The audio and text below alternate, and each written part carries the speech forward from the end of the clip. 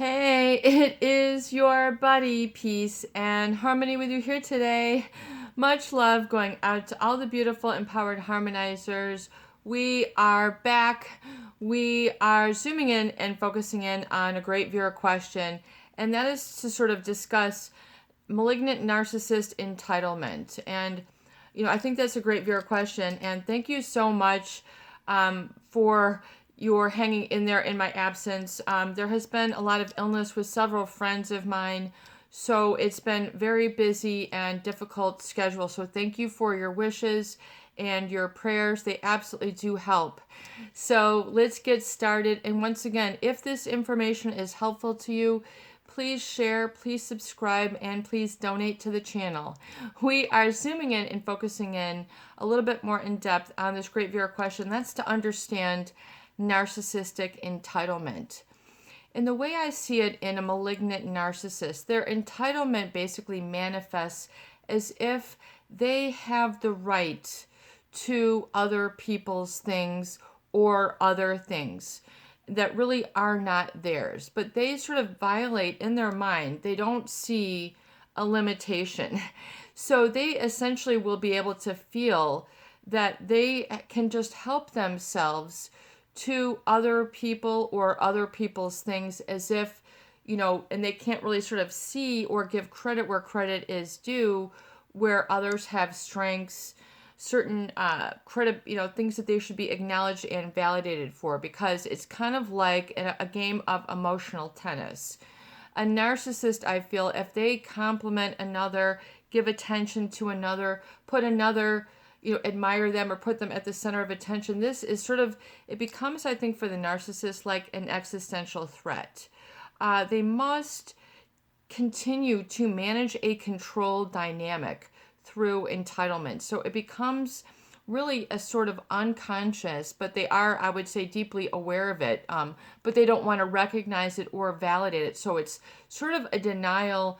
They just sort of push it down. Yeah, I have, rights to do this. I can do this. I don't have to worry about that. I can get away with this. So I would say there's a lot of getting away with things.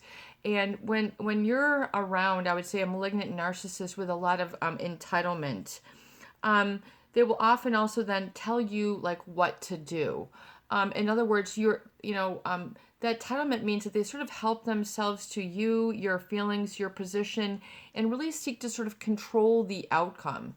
So it's a power dynamic. It's a very subtle, covert way for them to sort of always have the upper hand. And if you have constantly been on, with someone who has always an upper hand, oftentimes it might not feel very good. People don't always like to be told what to do, how to feel, what your opinion should be, how to do things that you feel that you already do, but just sort of is subject or a target of criticism, condescension. So it can come off as sort of bullying or rude.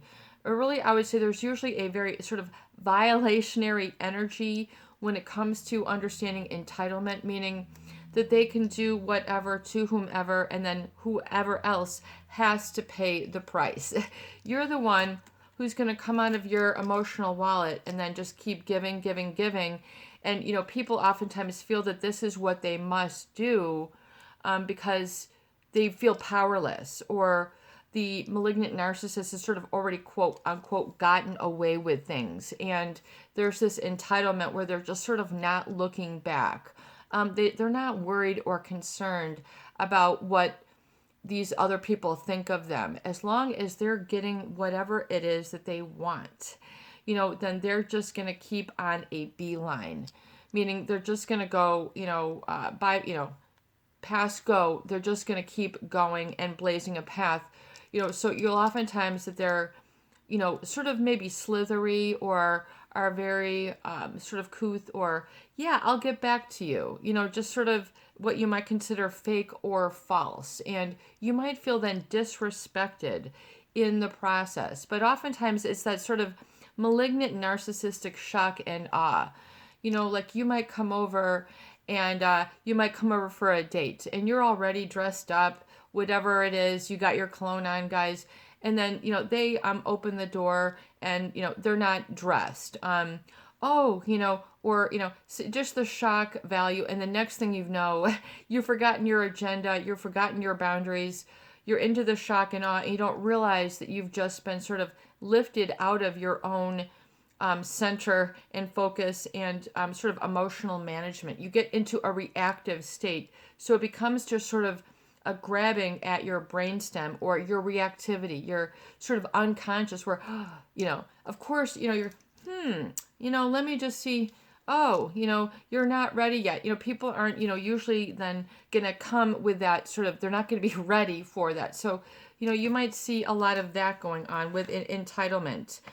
And so the very difficult part, I would say, with dealing with malignant narcissist entitlement is that others really on the other end don't get a chance to own or express their authenticity, meaning they're sort of, it's almost like a basement that there is a trap door that you've all of a sudden hidden your own authenticity from yourself, or it's been so sort of repressed or swept aside as unimportant, irrelevant, or not attended to, so something else is already sort of getting the attention, and then you'll get a rage, anger if you're not compliant. So a lot of people just learn to button up and then just suck it up with these entitlements. Sometimes it might be funny, sometimes it might be silly, sometimes it might be charming, but whatever it is, it's really the problem with entitlement is it's rendering others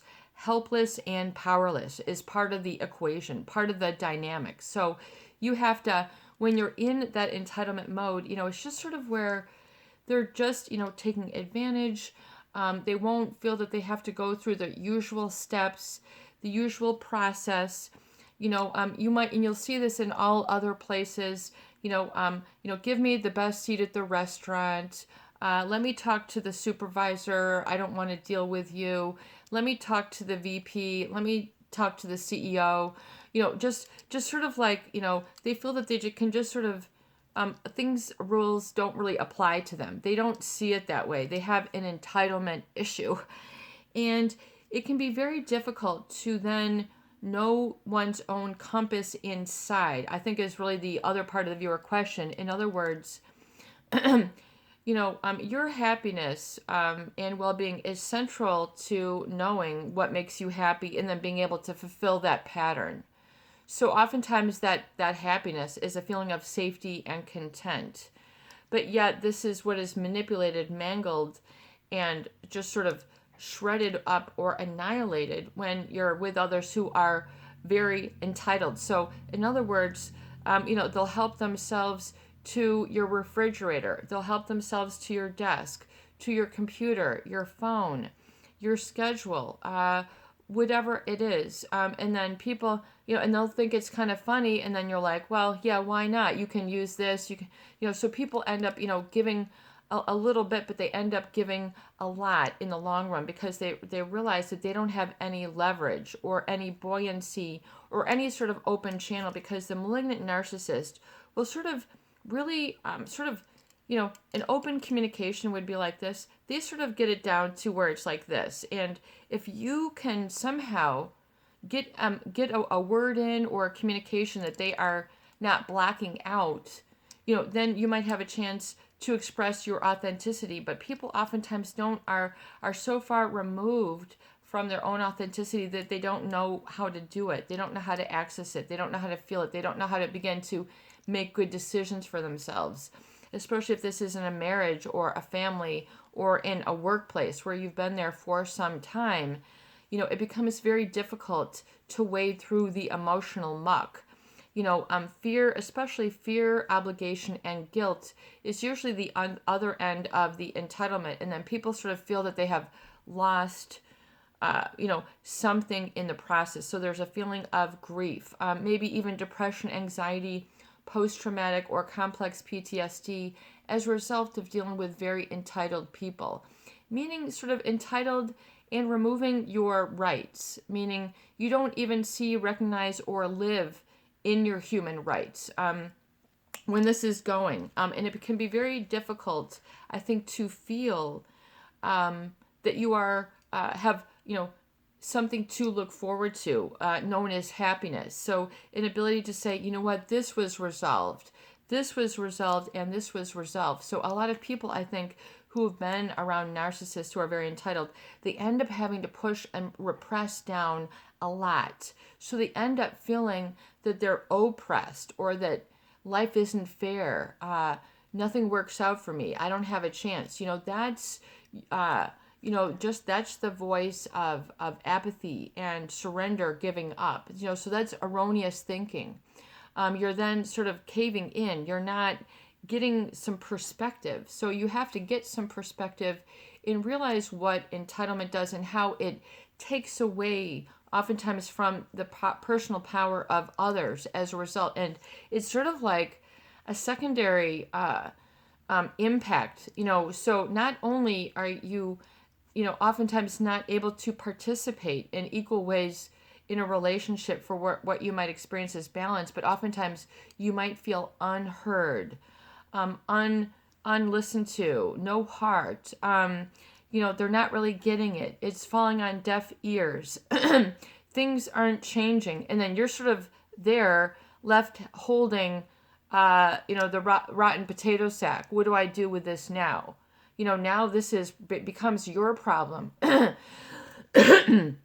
And so, you have to get away, throw away all the rotten feelings and all that stank, as they say, that makes you feel that life stinks, sucks, hurts, whatever, because that's oftentimes a reactive, like a knee-jerk, sort of unconscious decision.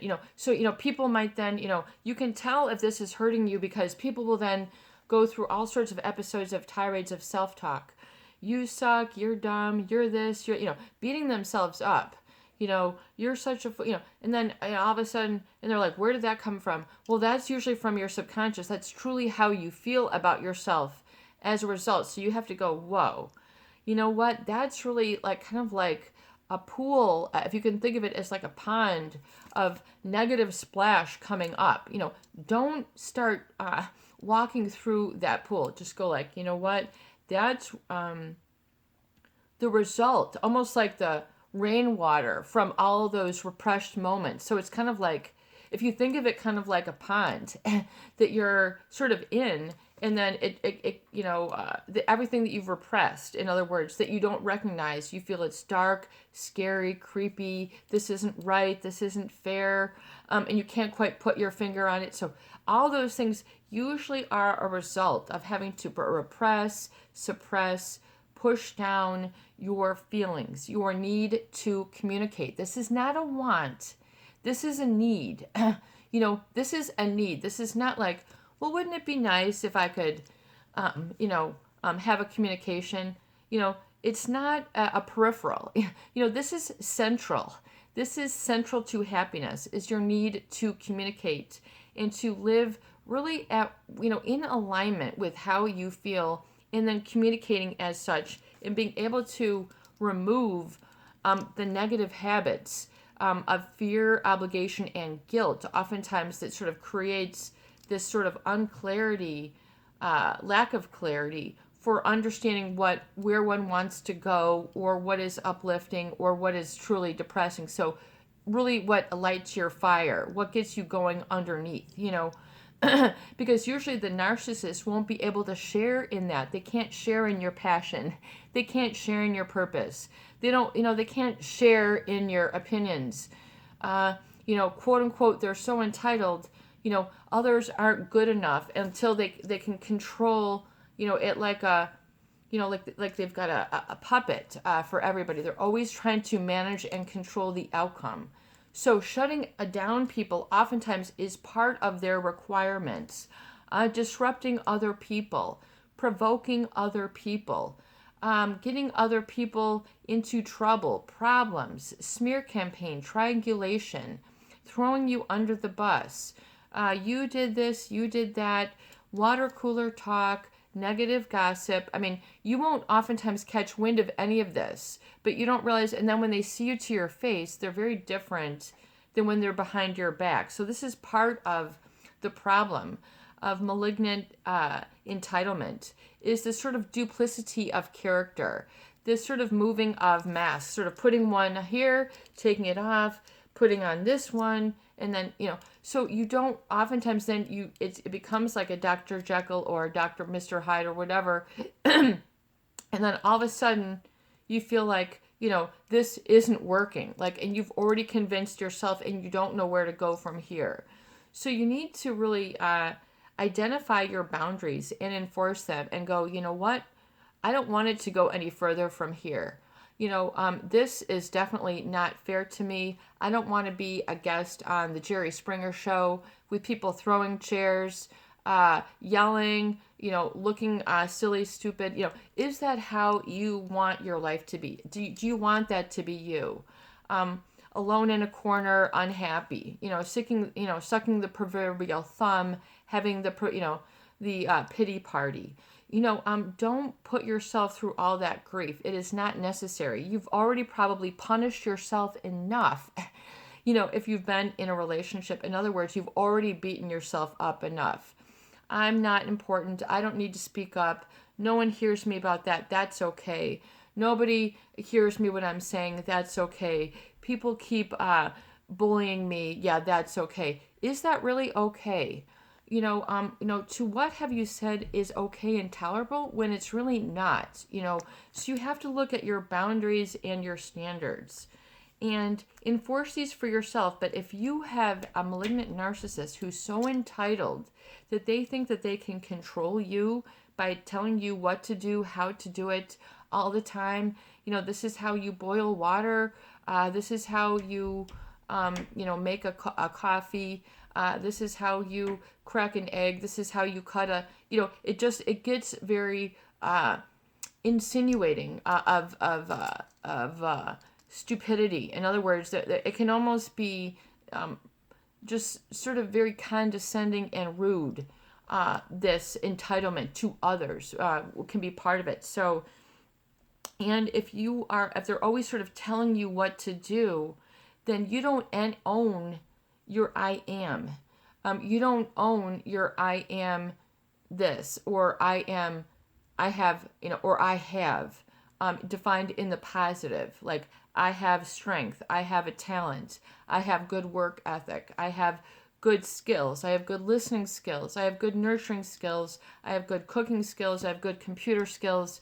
So when you have enough of that, then your cup will be filled. Your aura, your essence, your heart, your gut, your spirit, your soul, your energy around you will be filled up, and it'll feel that you'll be more on the right pace for your life, rather than people might feel that they're going in slow motion. I'm going too fast. I'm missing something. I feel very empty and uninspired. My pilot light has gone out, I think is part of the ramifications of this entitlement. So they do really sort of snuff others out. They can, what is known in psychology as extinguish behaviors, meaning to snuff out. Just remember, like those candlesticks back in the day, you might have, some candles, and you had maybe a little handle. It has a little cone at the end, and you'd put the candles out. It would snuff it out. That's sort of what they do to other people's happiness, passion, purpose, perspective, input. They just sort of shut you down. So it allows them to look good, be in control, be the one with attention, the one who's right, the one who got there first, the one who can stick their foot in your mouth if you like. And well, it's just okay, because that's just how it goes around here. So to what have you agreed to? Where is the enmeshment? Why is it painful for you to be separate and distinct? Why haven't you been given that freedom? Why haven't you acknowledged and validated that liberty for yourself? Why have you allowed yourself to be extinguished or made dark or uninspired because of this entitlement, sort of malignant or bully, emotional, sort of aggressive type behavior? Realize that it is not acceptable. It is not funny. It is not proper. And, you need to get, beat yourself to the punch on this one. You need to literally sort of have that aha moment, that sock to the gut, and say, you know what, I'm not going to be socked to the gut anymore. Enough is enough. And until you can make that statement, you might find that you're going through those repetitive abusive cycles, and you're wondering why you feel powerless when someone has already helped themselves through entitlement to your job, your 401k, your house, your keys, your car, whatever it is that they help themselves to. What do you need to take back in order to be happy? Write down 1 through 20 what I'm going to take back today to become happy. Even though it's painful, even though it's difficult, what I'm going to do today to be happy is. Before you can, maybe it's something, I'm going to buy a house, rent a jet. You might have also, just the sky is not the limit. Just write anything down. No matter how crazy it seems, because this is your truth that you're not hearing, listening to. It's like there's a cord that's been like ripped apart and you're just, putting it back into place. You're plugging yourself back into your I am. The narcissist is not taking up rent there. Are they paying the rent for you? Are they paying your doctor bill? Are they paying your, no, you have your doctor bill. You have your own rent. This is your body. You have to take ownership of it. And realize that you need to be the first in command here. You need to be the first in charge. You need to take dominion over yourself, not somebody who's trying to help themselves to your goodness, your good efforts, your kindness, your good heart, and allow you to feel, wow, if you can just give to the narcissist, that is enough. I think a lot of people, our viewers, have made that mistake, that if they can just continue to support and give, and really not receive in return, that's okay. Reevaluate that and really, come to terms with, what, I really do need to make some adjustments, and I really do have a different vision of how I would like my life, my relationships to be, and I really do have a different vision for how I would like to feel and be treated, and so it is. And write that down so you know what it is, so you can see it looking back at you. This is your buddy, Peace and Harmony, with you here today. I hope that these videos do help. Please share, please subscribe, and for goodness sake, please donate for more great tools, videos, discussion, and support. Peace in, peace out, peace be with you. Have an awesome day.